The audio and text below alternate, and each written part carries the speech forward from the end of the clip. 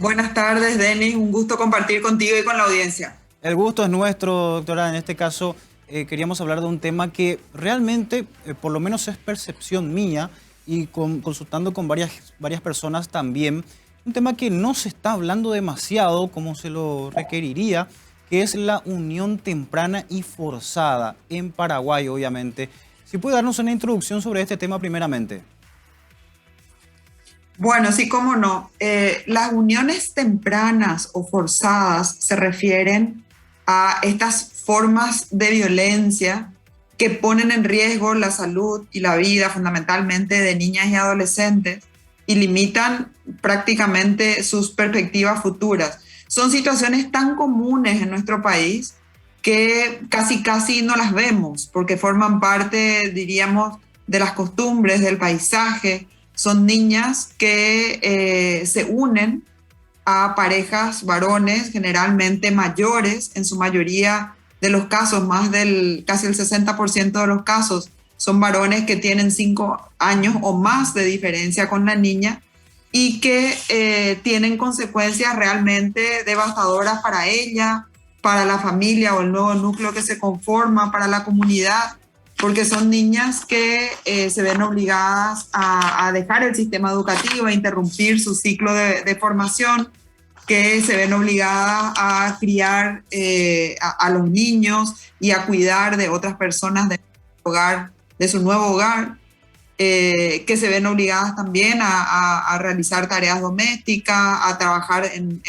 empleos muy precarios, informales. En fin, esa es una vida que se ve interrumpida abruptamente en la infancia y la adolescencia y se ve obligada a asumir una conducta de adultez de una manera temprana. Por eso es que hablamos de uniones tempranas o forzadas, porque a veces las propias niñas o adolescentes, motivadas por sus propias familias, se ven obligadas a unirse a estas personas que en algunos casos ocasionan algún tipo de alivio económico, proporcionan algún tipo de alivio económico a la familia, ¿verdad? O sea, se ve como una salida, como una solución a las condiciones de pobreza, de ruralidad, de discriminación en caso de niñas, por ejemplo, indígenas, de baja escolaridad, y acaba no siendo esa solución que se vislumbraba al inicio. Muy por el contrario, son situaciones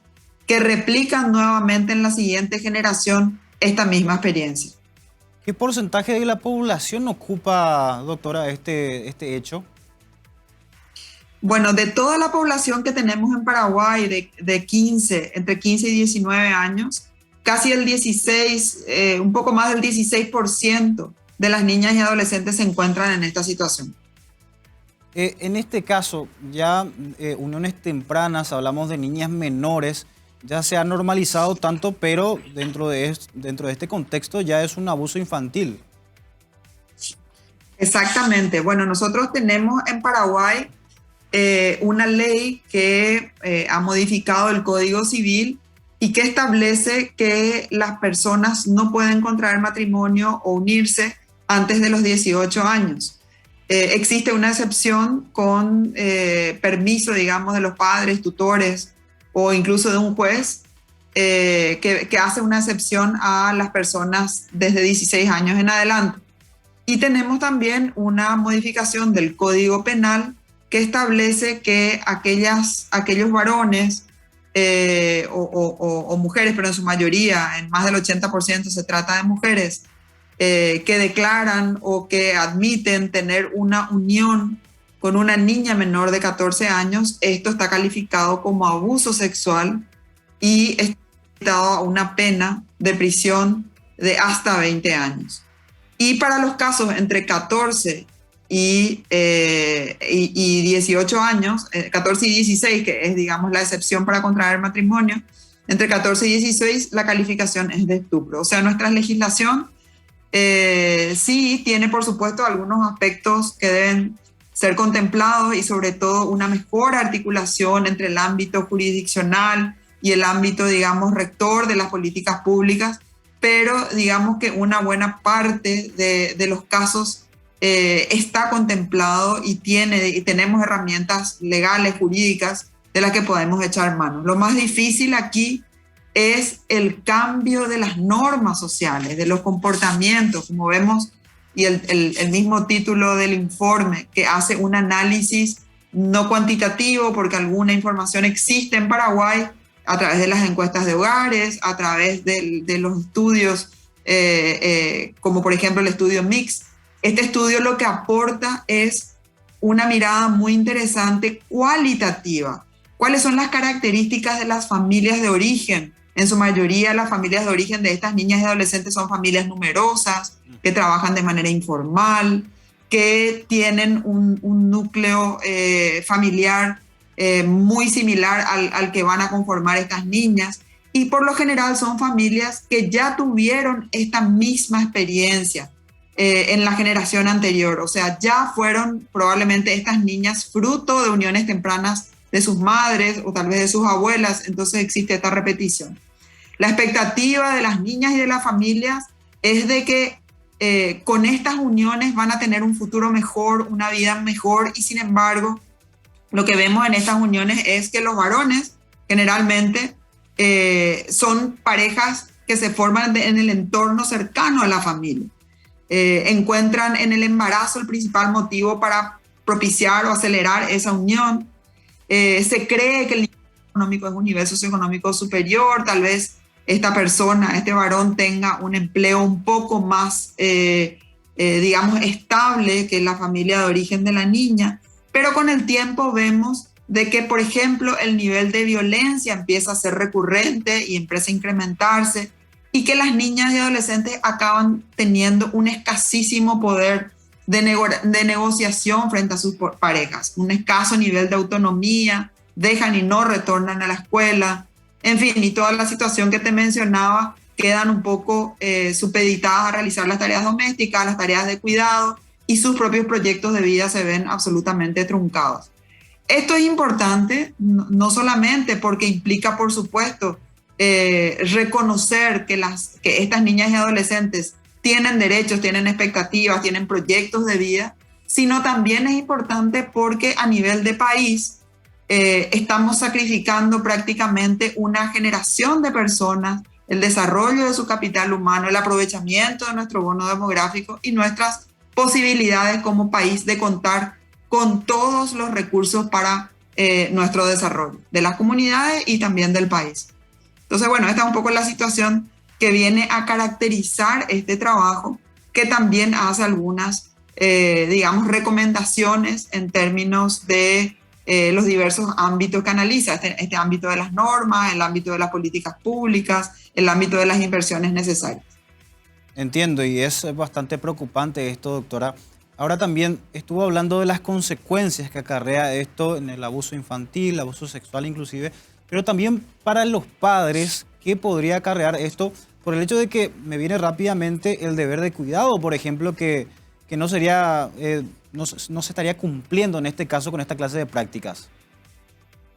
Absolutamente, absolutamente. No solo no se cumple con el deber de cuidado, sino que además no se garantiza cuando, en el caso de las niñas y de los adolescentes, toda la sociedad, pero empezando por el núcleo familiar y llegando posteriormente al Estado, somos, digamos, los que debemos garantizar la vigencia de esos derechos, el derecho a la vida en primer lugar, a la salud, a la educación, al bienestar, el derecho a vivir esta etapa de la infancia y la adolescencia como etapas en las cuales están todas las capacidades en pleno desarrollo y son, digamos, la base fundamental para proyectar después, digamos, una vida adulta plena, con una inserción, digamos, en la sociedad, en el mundo laboral, con las mayores y mejores capacidades.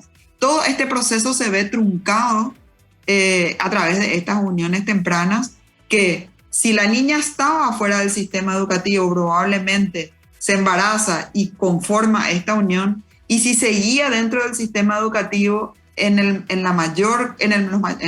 mayor porcentaje de los casos, al unirse acaban dejando el sistema educativo. Entonces vemos de que acarrea una sucesión de privaciones, de falta de oportunidades y hasta llegando a estos niveles que mencionabas de violencia y de supeditarse, digamos, a esta asimetría de poder que existe al interior de la pareja. Uh-huh. ¿Y cómo se hace para identificar esta clase de prácticas y los grupos que están incurriendo en esto, doctora? Bueno, creo que no hace falta, digamos, una estrategia. Lo que estamos diciendo un poco en el informe, que lo que tenemos que hacer como sociedad es simplemente abrir los ojos. O sea, son realidades que están consentidas en muchos casos y son absolutamente, digamos, visibles a plena luz si las queremos ver. Estas niñas y estas adolescentes son como, decíamos hoy también en la presentación, son como el espejo que nos devuelve con claridad la imagen de la pobreza, de la baja escolaridad, de las desventajas que significa pertenecer a una etnia indígena o provenir del sector rural, pero al mismo tiempo esta situación de las uniones tempranas son el espejo que nos muestra los rostros de niñas que han entrado a esta experiencia con un montón de sueños, con un montón de expectativas de mejorar sus vidas, pero que confían en que la sociedad, en que el Estado estarán, digamos, dispuestos a atenderlas, a generar esas condiciones que les permitan continuar con sus estudios. Ahí sí hay una gran tarea que hacer, recuperar su autonomía, sus posibilidades de realización y mejorar sus condiciones de vida. Entonces, ¿qué tenemos que hacer? Tenemos que abrir los ojos, tenemos que decir basta, tenemos que generar relaciones igualitarias entre hombres y mujeres, tenemos que promover la educación sexual integral desde temprana edad, tanto en el nivel formal como informal. Es decir, tenemos que como sociedad cambiar estos paradigmas que nos llevan a tolerar, cerrar los ojos o mirar hacia otro lado cuando vemos este tipo de situaciones. Por lo que escucho, doctora, entonces, para tratar de ayudar, de combatir este hecho, no se tiene la suficiente ayuda justamente por parte, no sé si del gobierno o de otras entidades. Bueno, hay un rol muy importante, ciertamente, que es el rol de las políticas públicas, las políticas de protección. Hay esfuerzos de coordinación a nivel local, que es en el nivel donde se tiene que operar en este caso. Las CODENIS aparecen como las principales instancias en el nivel local que articulan el esfuerzo del sector público, la comunidad y las organizaciones de la sociedad civil, pero ciertamente esos esfuerzos no son suficientes y no están lo suficientemente articulados como para dar una respuesta efectiva a estas niñas. Es importante también generar mayores recursos como sociedad y recursos, por supuesto, financieros también para los programas, por ejemplo, de reinserción escolar a aquellas niñas que ya se encuentren en esta situación, probablemente ya con un hijo o más, ¿verdad? Pero que sin embargo puedan de alguna manera contemplarse estas situaciones y que esas adolescentes puedan terminar el ciclo educativo. Es necesario promover la formación permanente en los funcionarios públicos que deben atender estas situaciones y también en los actores comunitarios, en los agentes comunitarios, en los intendentes, concejales, funcionarios de las CODENIS. Es necesaria, por supuesto, una alianza para generar mayores espacios como estos que ustedes tan generosamente están cediendo para conversar sobre estos temas, porque tenemos que contribuir con este tipo de mensajes a desnaturalizar la situación, ¿verdad? Y por supuesto es importante generar también mecanismos de participación que nos ayuden a escuchar a estas niñas y adolescentes, cómo llegan a esta situación, cómo podemos apoyar para que puedan salir de esa situación en la que se encuentra, si es que ese es su deseo, ¿verdad? Sí. Y fundamentalmente articular. Imagínense que aquí tienen que intervenir el Ministerio de la Niñez, Salud, Educación, también el Ministerio del Trabajo, generando oportunidades de formación técnica a aquellas adolescentes que precisen mayores herramientas para insertarse de mejor manera en el ámbito laboral. Entonces, estas son algunas de las recomendaciones que están contempladas en el estudio a partir de una evidencia que realmente es muy nueva y no la teníamos antes, sí teníamos algunos números, pero no teníamos las voces de las niñas como tenemos en este estudio, en que fueron entrevistadas casi 150, más de 150 participantes en Asunción, Central, Caguazú, San Pedro, Amambay, incluyendo inclusive adolescentes indígenas. Se trabajó también con representantes de la sociedad civil y representantes de los organismos del Estado. Entonces, creemos que esta evidencia que hoy se genera a través de este estudio, Invisibles a Plena Luz, nos da todas las herramientas para que sean visibles y tomemos cartas en el asunto. Y por último, doctora, también una última consulta, agradeciendo también de paso su tiempo, es un tema demasiado importante. En este caso, ya el primer problema está identificado, que es la unión temprana y forzada, pero esto también deriva en otras consecuencias. Ya mencionó la parte escolar, por ejemplo, usted, del futuro de las adolescentes y los adolescentes, en su mayoría mujeres, y también está donde se incurre en la violencia intrafamiliar, ¿no? Dentro de ese grupo que usted ya ha identificado, 16% había dicho, también hay un gran porcentaje, me imagino, de esta violencia intrafamiliar. Por supuesto, por supuesto. También hay situaciones de violencia intrafamiliar que generan estas uniones o el caso contrario también, uniones que acaban generando situaciones de violencia en la medida en que la convivencia y los espacios de autonomía de las niñas y adolescentes se van restringiendo.